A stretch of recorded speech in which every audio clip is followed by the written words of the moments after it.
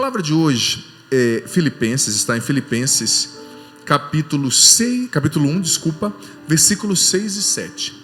Filipenses, capítulo 1, versículos 6 e 7. Olha, eu tenho certeza que essa palavra, amado filho, amada filha, apenas pelo fato dela ser proclamada, ela vai trazer uma mensagem de Deus para o seu coração, uma injeção de ânimo, e às vezes a gente precisa disso, né? As decepções da vida que acontecem, a gente se decepciona com a gente se decepciona com os outros, às vezes a gente se decepciona com Deus, né? Não é que Deus erre, mas a gente espera coisas dele nos momentos que a gente concebe, e nem sempre isso acontece assim, né? Mas essa passagem nos dá uma perspectiva bem singular. Eis a minha convicção, São Paulo dizendo, eis a minha convicção, aquele que começou em vós tão boa obra, ou uma boa obra, há de levá-la a bom termo até o dia do Cristo Jesus. É justo que eu pense isto a respeito de todos vós, pois vos trago no coração, e sei que tanto na minha prisão, como na minha defesa, e na confirmação do Evangelho, vós comungais comigo na graça que me foi concedida. O versículo 7 eu li apenas como um bônus, mas o cerne do que o padre quer enfatizar está no versículo 6. Eis a minha convicção. Veja bem, São Paulo não está falando de um pensamento, São Paulo não está falando de uma crença, de uma suposição. Qual é a palavra que ele usou? Eis a minha convicção. O que é uma convicção? É quando você está certo do negócio, é quando você tem uma certeza, sim ou não? Eu estou convicto. Às vezes você fala assim, eu estou convicto que o meu time vai ganhar, mas na hora que você vê, não acontece. Então esse tipo de convicção é falsa, mas é até uma brincadeira. Mas quando você diz, eu estou convicto de algo, o seu coração, a sua mente já investigou aquela realidade por vários ângulos, e você compreendeu que aquilo é factível, é aquilo mesmo. Eis a minha convicção, aquele que começou em vós uma boa obra, há de levá-la a bom termo até o dia do Cristo Jesus. Veja bem, a carta aos Filipenses é uma das cartas chamadas cartas do cativeiro também, né? São Paulo a escreveu quando ele estava preso, e a comunidade de Filipos passou por muitas situações. E quem acompanhou a história, né, do cristianismo primitivo, a história de Paulo, você vê que várias vezes Paulo mesmo dizia, olha, alguém que começou aqui comigo abandonou a fé, outros me traíram, outros me abandonaram. Eles passaram por muitas coisas difíceis, eles enfrentaram muitas realidades desafiantes. Muitos ali, no primeiro século, eles achavam que Jesus ia voltar ali em cerca de 30 anos, sabe? Eles pensavam nisso, só que eles viram os romanos matando os cristãos, Jesus não voltava, Paulo sofrendo muitas perseguições. Como ele mesmo disse, ele sofria perseguições dos judeus, ele sofria perseguição por parte dos romanos, ele sofria perseguições por parte dos falsos irmãos. Todavia, mesmo em meio a essas confusões todas, esses resultados contrários, São Paulo afirmou com convicção, eu tenho convicção que aquele que começou em vós uma boa obra, ele vai concretizá-la, ele vai levar a bom termo. Porque veja bem, Deus não contradiz a si mesmo. Por exemplo, vou usar essa palavra para fazer reflexão sobre o Êxodo, né? Você sabe que o povo de Israel ficou muito tempo lá no Egito, viveu como escravo, 400 anos. Deus suscitou Moisés para libertá-los, com mão forte do domínio do faraó, e foi uma libertação apoteótica, né? Moisés com as 10 pragas do Egito, a morte dos primogênitos, os grilos, os sapos, o sangue no rio, né? Quem já assistiu o filme falando sobre isso, ou já leu o livro do Êxodo, sabe bem, foi uma libertação apoteótica. Só que o que acontece? O povo saiu de lá, eles foram libertos do Egito, mas eles precisavam aprender a ser livres, né? Porque a escravidão maior não é aquela que está na mão, né, na algema, mas é a que está na mente, né? Eles eram viciados, né? Eles eram condicionados a agir como escravos. Então Deus os libertou. Gente, Deus abriu um mar para que eles passassem. Quantas coisas! Então Deus começou uma boa obra. e disse: vou cumpri-la, vou levar vocês para o Egito, para a terra prometida, vou confiar a vocês, a cada tribo de Israel, uma parte da terra. Todavia, no meio do percurso, o povo começou a se impacientar, não é? Porque, veja bem, a escravidão era difícil, mas enfrentar um deserto também não é fácil, né? Quem já esteve no deserto, eu já estive no deserto da Judeia, já estive em outros desertos, em outros países, outros lugares. Aqui no Brasil a gente tem o semiárido, né? Mas a gente não tem um deserto. Eu estive em outro lugar no Oriente Médio, que essa cidade é no meio do deserto. Você está descendo do avião, você vê só areia e pedra, aquela pedra branca, né? Então é inóspito, é difícil. Só que o povo começou a se impacientar. E chegou o ponto, quem conhece a história de Moisés, do Êxodo, sabe o que o padre está falando? Chegou o ponto que o povo começou a dizer para Moisés: olha, foi por não haver sepulturas no Egito que nos trouxestes para esse deserto, que Deus nos trouxe para esse deserto? Ou seja, Deus nos tirou do Egito com má intenção, para nos matar nesse deserto. Olha o que o povo começou a falar. Claro, eles estavam ali desafiados pela situação, porque no deserto não tem comida, né, gente? Não tem água. Mas eles podiam ter rezado, eles podiam ter agido de outra forma, mas começaram a murmurar. Nós estamos com saudade, em outra circunstância eles falaram, da cebola que a gente comia do Egito, das batatas, né? Então veja bem, eles tiraram os olhos daquele que é o autor da promessa, que é aquele que começou a boa obra e que ia levar essa boa obra a pleno cumprimento. Ele ia concretizar a obra que ele começou, porque Deus é fiel. Ele não contradiz a si mesmo. Mas o que faltou para esse povo, gente? Faltou confiança.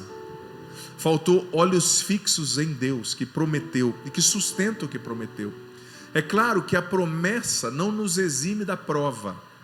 Deus prometeu coisas lindas para mim e para você. Ele vai nos conduzir para a terra prometida, mas eu não posso te enganar. Antes de chegar na terra prometida, nós vamos passar pelo deserto. Talvez você mesmo, você esteja no deserto hoje, no deserto da desolação. Você queria uma promoção e não veio, no deserto da solidão, de não ter encontrado a pessoa que você gostaria para casar, para construir o seu relacionamento, o deserto do problema financeiro, da depressão, da morte de um ente querido. Mas é preciso olhar para o autor da promessa sem perder a confiança, porque veja bem, o livro do Êxodo diz que o povo começou a se impacientar, né? E começou a reclamar, acusar Deus, né? E nós não temos comida, nós vamos morrer nesse deserto. Moisés rezou, Deus mandou diariamente por 40 anos o maná caindo do céu, que era uma provisão de comida diária, né? Veja bem, no deserto não tem comida, mas Deus fez comida cair do céu. A reclamar, aqui não tem carne, a gente está com nojo desse alimento miserável. Olha o que eles falaram. Olha que ponto chega o nosso coração na ingratidão quando a gente tira os olhos do autor da promessa. Porque claro, Deus permite a prova, mas a gente tem que manter os olhos fixos naquele que prometeu. Estamos com nojo desse alimento miserável, disseram sobre o maná. Então Moisés rezou, eles falaram que estavam com saudade de comer carne, e Deus mandou as codornizes, né, que eram como pombos, pequenos franguinhos assim que caíam do céu, e eles tinham carne todo dia. Aí depois eles murmuraram porque tinha pouca água e não tinha água. Moisés bateu na pedra, e da pedra no meio do deserto jorrou água. Você tem noção quantos milagres eu estou falando aqui? A gente corre o risco de acostumar a história do Êxodo, a história de Moisés. Olha, nesses últimos 5 minutos eu devo ter narrado de 12 a 15 milagres assim apoteóticos, né? Comida caindo do céu, o mar sendo aberto, maná caindo do céu, que era uma espécie de pão, né? Água saindo da rocha, as 10 pragas do Egito, e a vida de Moisés, que é um milagre, né, gente? Ele foi jogado num rio, dentro de um cesto, né? E quem estava tomando banho? Justamente a filha do faraó, e se apaixonou por ele, pela criança, né? Eu quero adotar essa criança. E quem estava lá do lado? A irmã de Moisés, que chegou com uma pergunta indutiva, né? Se a senhora quiser, eu posso achar uma ama para cuidar dele, para dar leite, né? Ela era a irmã de Moisés, e a ama seria a mãe de Moisés. Então a filha do faraó falou: sim, eu aceito, e eu vou dar um salário para ela. Olha só, o filho dela era para ser morto, porque o faraó estava matando os filhos dos hebreus do sexo masculino de 0 a 2 anos. Deus fez com que em segundos a filha do faraó encontrasse Moisés, a mãe do faraó fosse promovida de escrava a assalariada, cuidasse do próprio filho, e o filho que era para morrer se tornou um príncipe. Olha só, o príncipe do Egito, a maior potência da época. Então veja bem, Deus começou uma boa obra. Ele começou. São muitos milagres. Mas o que acontece? O povo que se impacientou, eles começaram a se impacientar e a perder a confiança de uma certa forma, que eles começaram a atrair sobre si a ira de Deus. A consequência das escolhas erradas. Alguns morreram no deserto, outros foram picados por serpente. Era para a travessia durar 40 dias, durou 40 anos, pela dureza do coração daquele povo que deixou de confiar. E olha, entenda bem também essa palavra. Padre, mas Deus não prometeu que Ele ia começar a boa obra e ia terminar? Claro, Deus prometeu, mas isso não independe da participação humana. Ou seja, isso não te exime e não me exime da nossa responsabilidade humana. Deus prometeu, então está pronto, então eu não preciso fazer nada, Ele vai me levar, né? Ele vai mandar um bug e vir aqui me pegar no Egito e me entregar na terra prometida. Não, tem a sua responsabilidade. Você precisa fazer, você precisa lutar contra o mal. Deus não vai entrar na sua frente para que a tentação não te alcance, não te aconteça. Você tem que escolher lutar contra o mal, porque com a tentação vem também a graça de Deus para a gente superar, né? Às vezes é difícil enxergar, e uma vez ou outra a gente cai, mas é preciso levantar e entender que, como diz a palavra do Senhor, que a tentação, nós não somos tentados além das nossas forças humanas, sabe?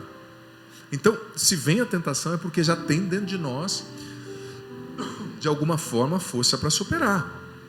Então, claro, Deus começou uma boa obra com aquele povo do Egito,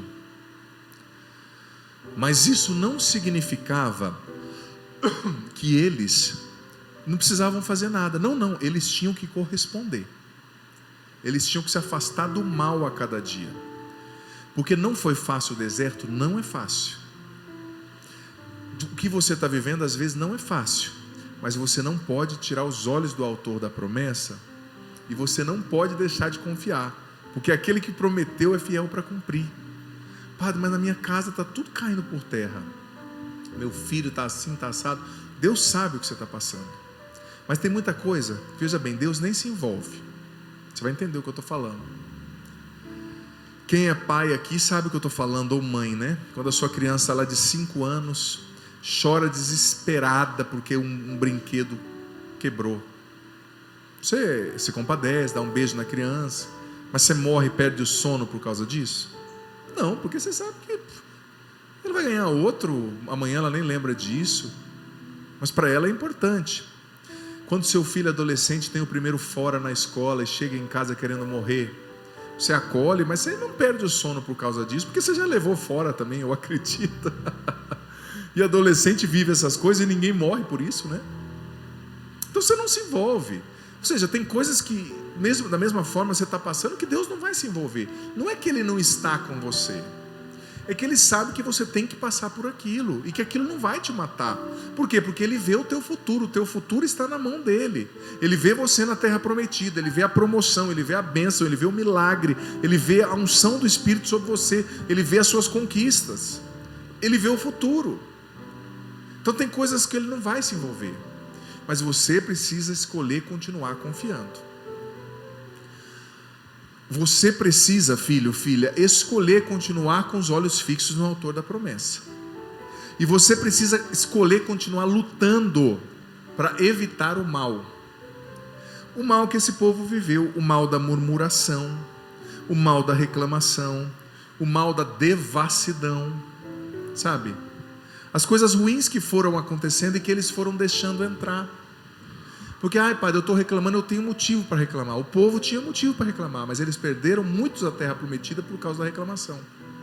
Então, quando você tiver o motivo humano para reclamar, Peça a Deus a graça de olhar com um olhar sobrenatural, sobre-humano, a partir de Deus. Essa aprovação não existe para te destruir, essa depressão, esse medo. Ela existe para te fazer mais forte, para te fazer, estimular a musculatura das suas virtudes, da sua fé, do seu caráter, para você ser capaz de suportar o peso da bênção quando Deus te dá, porque quando Deus faz, Ele faz, é para valer, é completo. Então, aquele que começou a boa obra, Ele vai cumprir. Talvez hoje você precisava dessa palavra. Talvez hoje você está falando para si mesmo: nossa, Padre, eu já estava perdendo a visão, eu já estava perdendo o olhar, eu já estava perdendo a compreensão. Mas olha, aquele que começou a obra na tua vida, Fernanda, Flávia, José, Francisco, Marta, João Pedro, Caroline, Joana, Ele vai concretizar.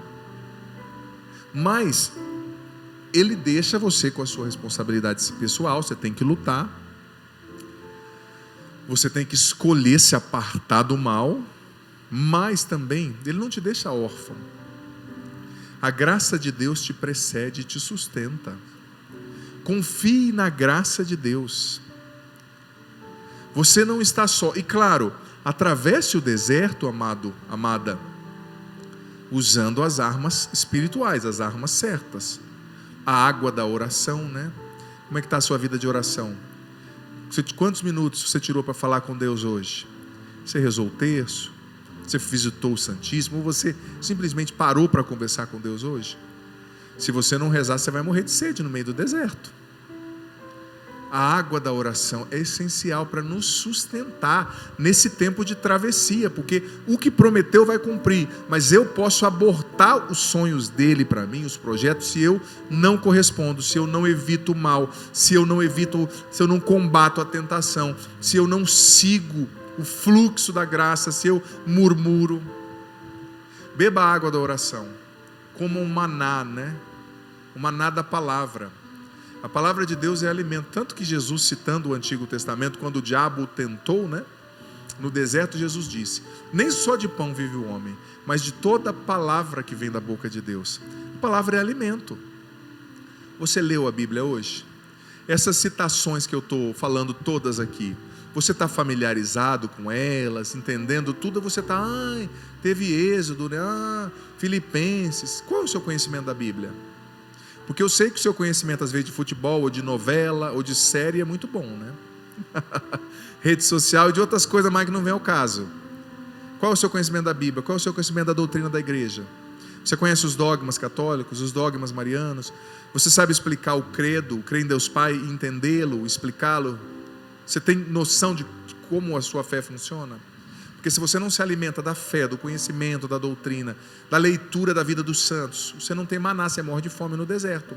Então Deus vai cumprir, mas existe uma parte que é sua: a água, o maná e o combate contra a tentação. Tem tentações que Deus não vai tirar.